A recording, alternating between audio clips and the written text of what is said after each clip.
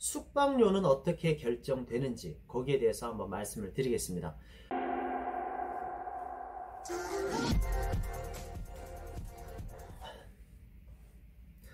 안녕하세요. 반갑습니다. 숙박TV 장준혁입니다. 반갑습니다.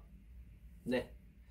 자, 오늘은 숙박료는 어떻게 결정되는지 거기에 대해서 한번 말씀을 드리겠습니다. 제가 그 숙박료에 대해서 모든 요소를 다 말씀드리기는 어렵고요. 전 가장 핵심적인 부분들이 뭔지, 뭘로 대략 숙박료가 결정이 되는지 거기에 대해서 한번 말씀드릴게요. 자, 숙박료. 우리가 여행을 가면 가장 큰 그 비중을 차지하는 게 뭐예요?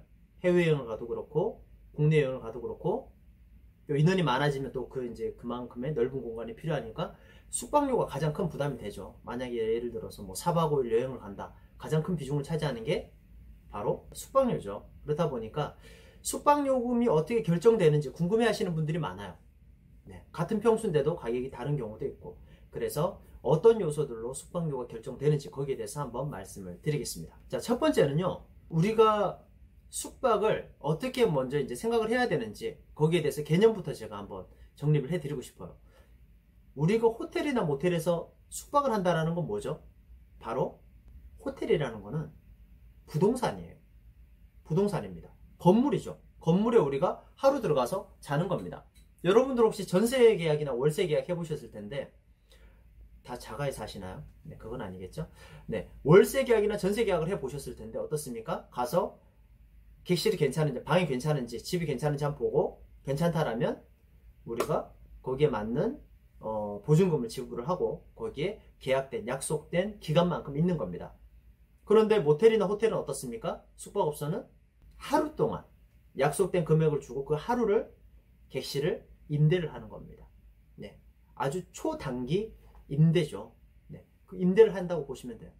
자, 그래서 어떻게 접근을 해야 되냐? 가장 먼저 생각하셔야 되는 거는 바로 호텔은 부동산이다 라는 개념을 먼저 갖고 들어가셔야 돼요.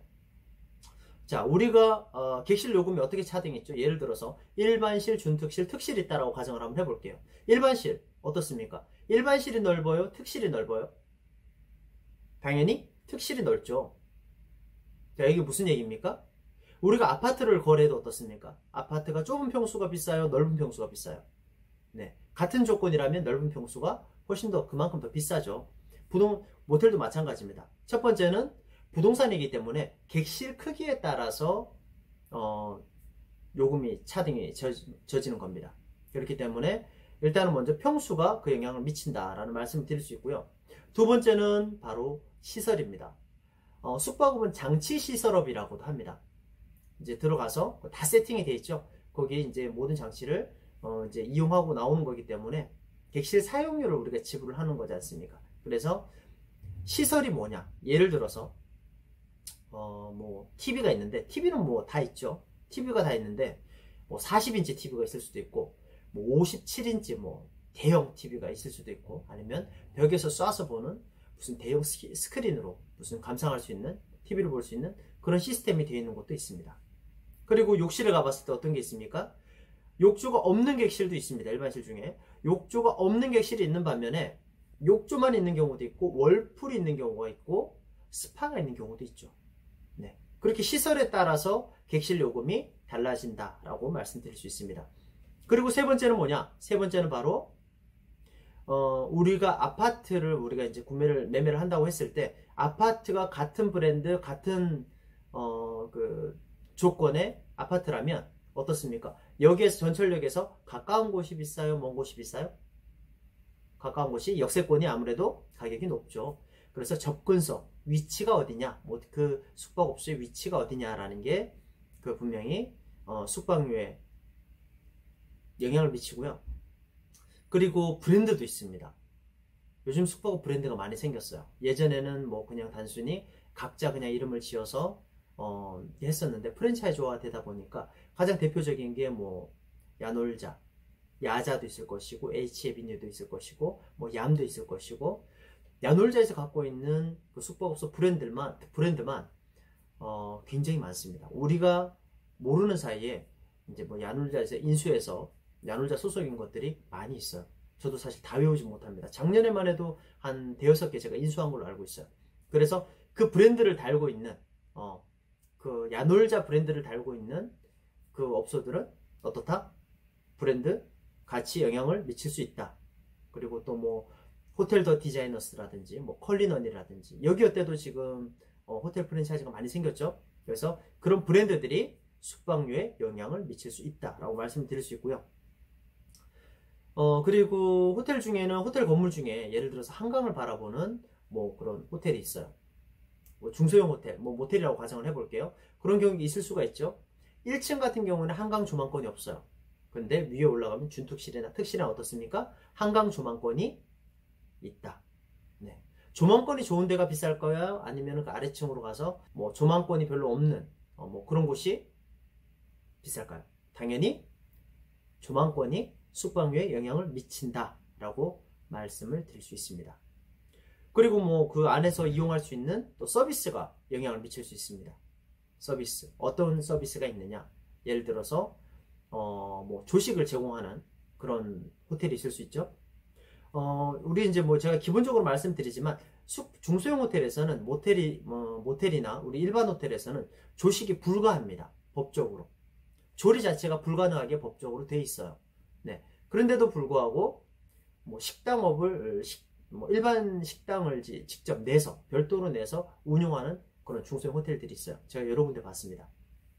거기서 식당을 해서 조식을 제공하는 사례를 봤어요. 물론 조식을 제공한다면 그만큼 숙박료도 책정이 감안이 돼서 숙박료가 책정이 됩니다.